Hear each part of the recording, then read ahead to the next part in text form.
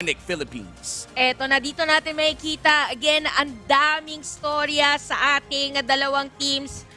Nakakalungkot isipin na magkakasama sila pa rin ngayon sa M-Series, but at the same time, hindi na sila magkakasama. It all started on Dreaming High with Dream High Gaming. Different teams, but same players and same dream for Onyx Philippines. Kailangan nilang makabawi. Kailangan nilang kuhanin yung tempo.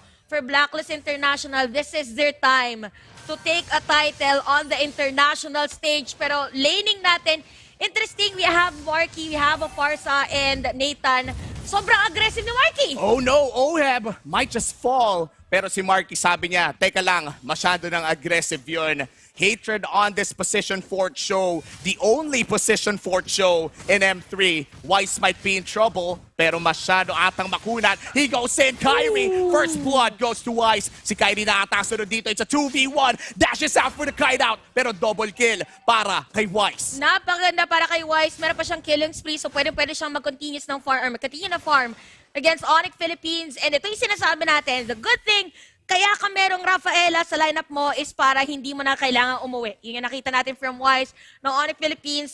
Pwede sana silang makakuha ng kill, pero kulang pa rin ang kanilang damage. It is all about having an assassin emblem para sa Barats. Onyx Philippines, kailangan nilang pagganahan yung kanilang mga sides. Kailangan maging continuous yung farming dito ng Uranus. And right now, I think the passive coming in from this Barats pick, yung pampakunat ni Weiss, was totally jacked up in that fight na nahirapan ang Onyx Philippines to trading even with the intense kiting coming in from Kyrie. Let's see how Onyx PH would recover from this, because right now, Turtle will be started by Blacklist. Mountain Shocker, ginamit na rin dito. Vision is already down for Onyx Philippines. Kalahati na ang buhay ng Turtle. Inaabangan ng Onyx Philippines kung kailan nga ba papasok. Weiss, he goes in for the Donuts. Welcome. Nahuli na dito si... Oh no! Turtle gonna go in to the hands of Kyrie. Back na ang call ng Onyx Philippines, pero makakatakas kaya sila. Look at the damage coming in from the Esmeralda. It's a 2-for-1. Bagsak si Baloyski. Bagsak si Kyrie. Pero napalitan si Edward.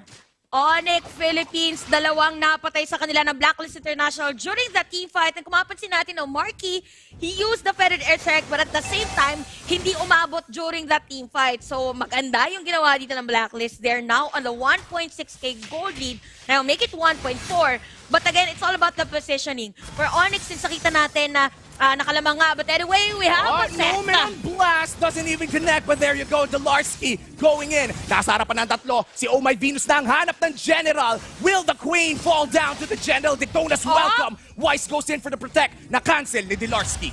Delarski nakatakas doon sa Detonas welcome. And again, Onyx Philippines nagiging aggressive din sila sa mga sides. Marky with the shoot for the bird of Onyx Philippines.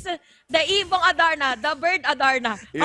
Onyx, General 2-4 ang score natin, guys. Still, Onyx nakikita natin ngayon yung kanilang pwedeng maging burst damage. Sila naman nag-a-advance sa mga pwesto na coming in from Onyx Philippines, mukhang naghihirapan na ang Onyx makipag-keep up sa tempo ng Blacklist, pero ibahin mo ang storya dito sa gold lane. Yeah, Blacklist International. Speaking of gold lane, nakikita na natin yun si Oh My B na tumutulong ng depensa for Oheb doon. Kasi alam natin strategy ng Blacklist International, kapag gusto na mag-set ng tempo para kay Weiss, magpo-focus sila sa mga ibang lanes. At isa sa mga strength na kalaban nila is the split push. Kaya sabi nila dito, punta muna tayo sa mga ibang lane para hindi nila magawa yung strategy nila, which is the banana split. Take note, Edward, ngayon meron ng Enchanted Talisman 5-2. Para sa ating 4-minute game time, hindi dito natin nakikita yung puso ng mga kampyon. Walang gusto magpatalo in terms of the laning. Lahat papalag, lahat gagawa ng paraan. On the Philippines, gumagawa din sila ng paraan to as much as possible close the gap. They're trying to close the gap simula kanina pa, pero mukhang yung gold lead ay nagiging stable na sa 1.5 to 2K. Blacklist International, sinabi mo kanina, Chantel, they're covering all lanes para manigurado na hindi ma-employ ang banana split tactic rather. Turtle naman, mapupunta dito sa Blacklist International. At si Edward ata ang target ng General. That's another kill for Delarski. 101 ang kanyang kill score. Now, Delarski, after that kill, meron na siyang Dominance Eye. So this is a good item para sa isang tanke na hero that goes frontline. Oh my God, the damage from Haji is insane. Blacklist International, nabalik na naman nila ang kanilang 1.5k gold lead. And yung trades na nangyayari dito, mukhang hindi makahanap ang Onyx ng pwesto. But they do secure a turret down top side. Eto na naman, yung mga taga-suporta dyan ng Onyx Philippines, nakikita natin ngayon ang kanilang ginagawa. Focus muna tayo sa turret push. Hayaan natin yung Blacklist International na mag-engage yung 35, pero sakit na agad nung ngert dito ni Wise. But again, ito ko boils down. Kung sino una makakapagpalit ng mapa, may sagot din ang Blacklist International sa may bottom lane. Oheb takes down a turret against Onyx Philippines. At on this game, ramdam mo yung intensity sa mga players natin. And yung intensity na to, kaya yun wala masyado nagiging aggressive.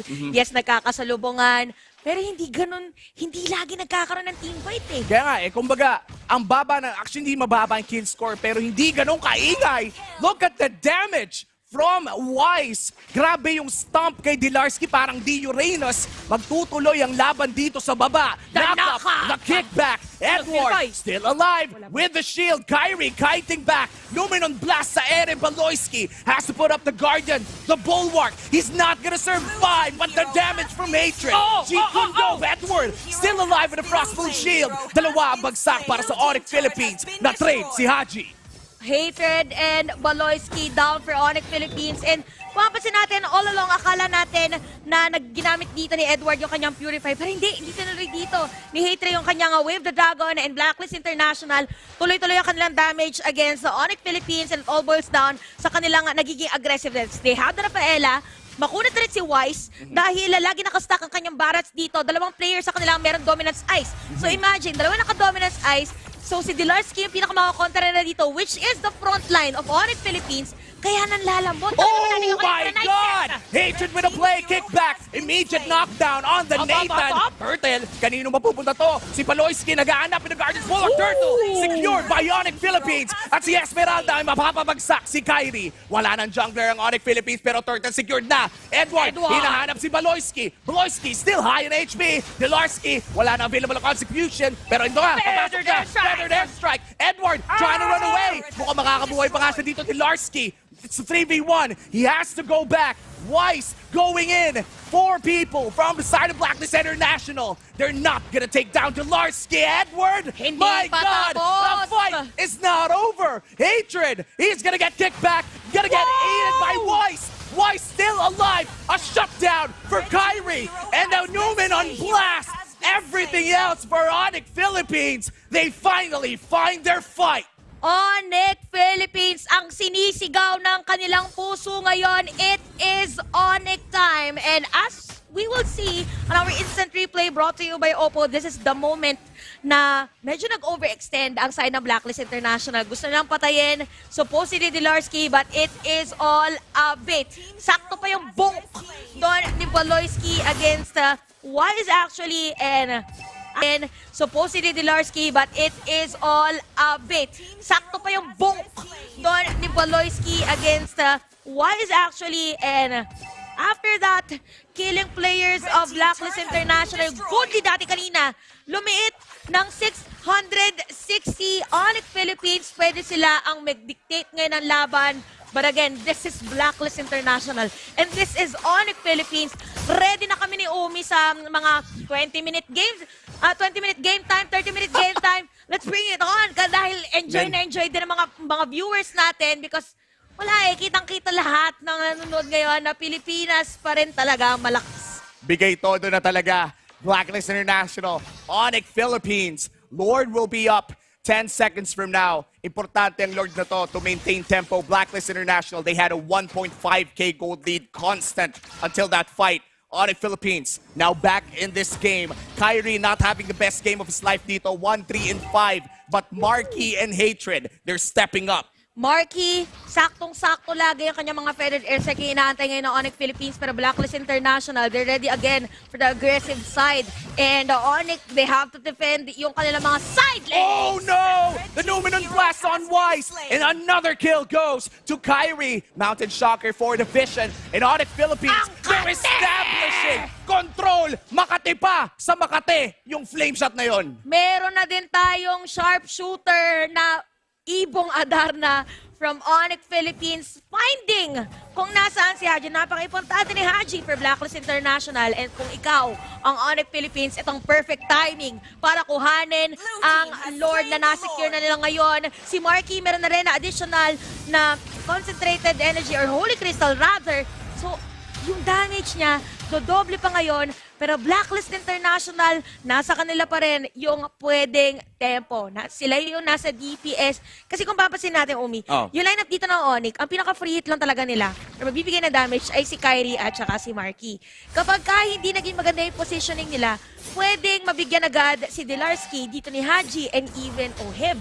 And this is it, Blacklist International, they really have to go for Kyrie na nasabi mo na rin. Pasensya na, bumibigay na masyadong intense to eh. Onyx Philippines, Blacklist International, yung kaninang extended fights, tuloy-tuloy lang ang ginagawa nila ngayon. In Onyx Philippines, they're really trying to secure this mid-game with the power spike of this Marky Farsa. Kaso kailangan niya mag-ingat, si Edward ay nasa harapan na niya. And this is just Marky showing everybody, Onyx Philippines, kaya pa rin namin. Grabe si Marky, mga pre. Talagang nanonood yung kanya damage dito for the side of Blacklist International. Again, take note, for Blacklist, pwede sila mag-dive dito against the Farsa. But again, si Marky kasi, pinipitik niya agad yung feathered airstrike as to why nahihirapan din ang Blacklist na hanapin yung kanilang zone, hanapin yung kanilang pwesto. Lord, mananabansa ng Blacklist, madali pa rin na sirain. Pero ang bilis na mapensa ng Blacklist. Blacklist International clearing the waves fast as possible. Nice stun on Baloyski. Baloyski, kailangan niya tumakbo dito. Makakain pa si Dilar. Dilar, still alive. Consecration up. He feathered airstrike. Matatamaan lang si Edward dito ng konti. And they will go back unharmed.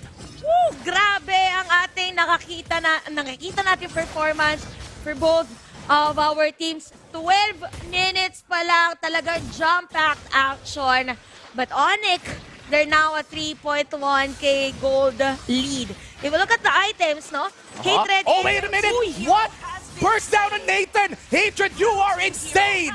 Marky, hinahanap dito si Edward. Edward, buhay na buhay, natulak palayo. Na-cancel ata kanyang ultimate, pero hindi pala. Falling Star Moon on Marky. Marky still alive. Here comes Kyrie. Shutdown, napunta dito kay Edward. Pero masya-shutdown din pala ni Kyrie. That is a 2-for-2 exchange. Grabe mga players natin dito. Talagang walang magpapatinag. Pataasan.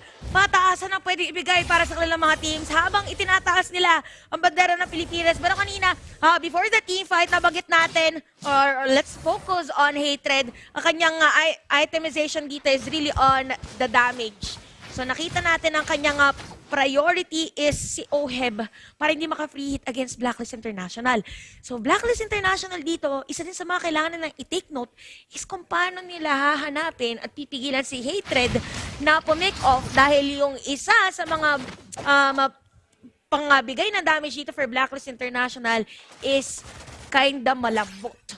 Kinda malambot talaga. Kinda malambot. Grabe. No way of blast! Baloyski! What a play from Baloyski! The Nathan falls down once again. Si Kyrie naman, nasa harapan ni Wise na si babalik. Way of the Dragon. At makaka-shutdown na nga si Wise. Pero mahahanap din dito si Hatred. Look at the other side. Marky, babagsak na rin. Haji with a great play. Look at the Baloyski. The general up top will be getting a tower. Baloyski naman ang gusto ni Edward. Papasukin kaya niya. Here comes a falling star moon. Pero cancel muna. And Delarski will be cutting that wave on the mid lane. Blacklist International, alam nila na kailangan sila ang mauna. Nasa kanila ang Rafaela. Yes, nakakuha ng kill ang side ng Onyx Philippines. Pero ang importante dito, for Blacklist na nakuha nila ay si Marky at si Kyrie. My God, si Haji na ata! Ang babagsakin ni Hatred is still alive! He wants it bad! Edward, nahanap! Tinamaan si Oh My Venus. Now si Oh My Venus naman ang tatakbo. Hatred with a kite back. Pero sabi ni Edward, walang takas dito, boy! Delarski naman ang gusto nila. Tatlo laban sa isa. Si Baloyski naghahanap. Nandyan na rin si Kyrie. Going in for the stun. Natamaan si Edward. Pero si Oh My Venus. Feathered airstrike. So much damage coming in from Marky. Wise on the flank. Hindi na ata matutuloy ang laban. Hinga, Pilipinas! Dahil tigil muna ang team fight. Pantay ating laban. Onyx Philippines sa kadepensa sila, pero Blacklist International, grabe dito. Yung depensa at yung sustain na ibinibigay ni Edward having that dominance eyes, BFB and the Oracle. Pero Lord ay kanilang sisimulan at makukuha. Hindi na nakaabot doon yung Mountain Shocker ni Kyrie para makita agad na kumukuha na pala ng mas malaking objective ang kanilang kalaban. Pero take note, Onyx Philippines, ang kanilang kalamangan dito is una sila nakasira na inhibitor turret. So Blacklist International, ang magandang magagawa nila dito, having knowing that they have the Lord, is makasira sila ng inhibitor turret. As much as possible talaga makakuha ng inhibitor turrets. But right now, Onyx Philippines, they're trying to secure a good lane on this Lord. Madepensahan lang. Nahuli dito si Baloyski, Marky, dalawa. With Guardian's Bulwark, natulak palayo. Pero here comes the knockback. Marky, natamaan ng so-called teamwork ni Wise. Si Delarski versus Oheb naman. Gusto gumanti ni Oheb. 0-4-2 daw siya. Nang gigigil na yan. Onyx Philippines ngayon, ang ginawa ng dalawang players nila is mag-clear na minion wave. Pero again, Lord, walang dead defense. So for the side of Onyx, na tira doon is Lolita or Baloyski. Kaya nasira ang kanilang inhibitor turret. Pwede tayo makakita anytime. Pwede salubungin ni Hatred. Pero liliko na lang muna dahil dead defense sila. And Blacklist. Grabe yung nangyari doon kay Marky. Si Marky, yung Farsa na na-retry. Ni Wise kaya na-tegi. Kaya nga akala mo makakatakas na, akala mo walang range yung Barats, pero lumalaki ang range ng isang Barats whenever makakakuha siya ng kanyang stack sa big guy. At ngayon makikita na natin ang double marksman composition ng Blacklist International na nakakalamang sa pagsisiege. Now, Blacklist International, ito nakakatakot ngayon. Isa sa mga players nila, meron na lang Ice Queen 1. Grabe, no? Parang kung ako'y nanonood ngayon, hindi ko na rin alam kung sino ba talagang mananalo kasi ganun yung ginagawa ng dalawang teams natin. Para silang dumedepensa. Kung titignan natin yung mapa, para silang nakasira ng inhibitor turret. Pero Blacklist International, since they have the Rafaela, pwede silang maging aggressive. For Delarski, hindi na rin siya ganon kaagad pwede na lumalim. And yung damage kay Baloyski nangalahati ang buhay.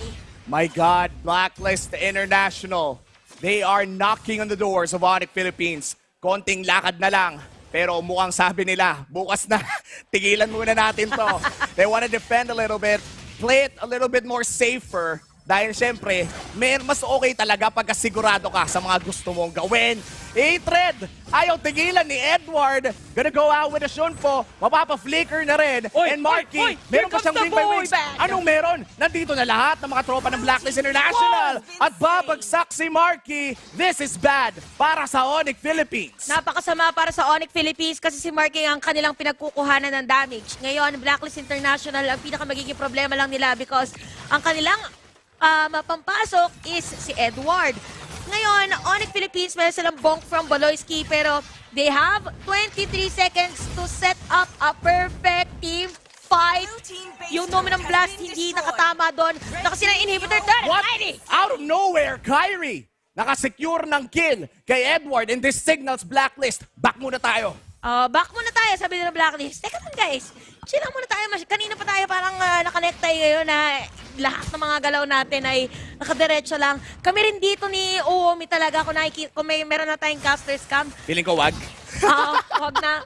Parang intense eh. Sobra. IN10S. Ganon naka-intense yung laban natin. But yeah, ito yung expect natin. Again, this is the World Championship Grand Finals. Delarski, the General, tanking a lot of damage. Oy, Onyx Philippines, napabagsak na ang Reyna. At mukhang bagsak na rin si Kyrie. Numenon Blast on 3. Baloyski, nagaanap. Flame shot sa dalawa. Baloyski, Frost Moon Shield, ginagalit si Wise. Delarski, tumatakas na. Here comes the consecration. Sabi ni Wise, turn muna kay Baloyski. Pero sabi ni Edward, kaya ko na to. Edward, he's gonna take down Baloyski. Pero binigay kay Oheb. The Lord is open. It is a 3v4. Blacklist International. They want to take down Delarski. But they say, kalma muna tayo!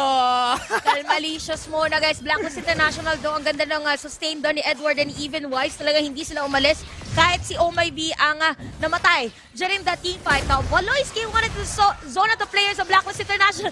Wait lang, hindi to last welcome ni Wise. Against Delarski dito, tinutuloy pa rin yung Lord. Sino makakakuha niya? Marky, no! It's gonna be secured by Wise! At si Oheb, nakipag-swap na rin. Hatred, medyo natamaan ng sniper. The Filipino sniper ang bilis kumasa ng barel. Nagahanap dito si Edward, pero mukhang magbaback na sila. grabe ang ipinapakitang resilience ng Blacklist International. Imaginein mo, Onyx kanina ang mas magandang setup play. Pero since meron nga silang mga heroes dito na grabe yung sustain, they have Barats, they have Edward, which is Esmeralda, naging mahirap para sa side ng Onyx Philippines. Ngayon, meron tayong Lord, this is the third Lord of our game. Kaya napilitan ng magbuo ng Immortality. Again, Blacklist International. Kinalaban nila before on Season 8 ang kanilang kalaban ngayon, pero nakataya is the World Championship title. Walang inhibitor turret. Here comes the Lord. Ito na, Lord, at si Dilarsky. Mukhang delikado. Ito na ang base. Gusto na ng Blacklist International. Match point is waving in front of them. Gusto na ba nilang pumasok sa team fight? Nag-aabang sila. If Feathered Airstrike, the bird, papasok na si Edward. Buhay na buhay pa rin naman. 3 inhibitors down. Will they go for the GG push?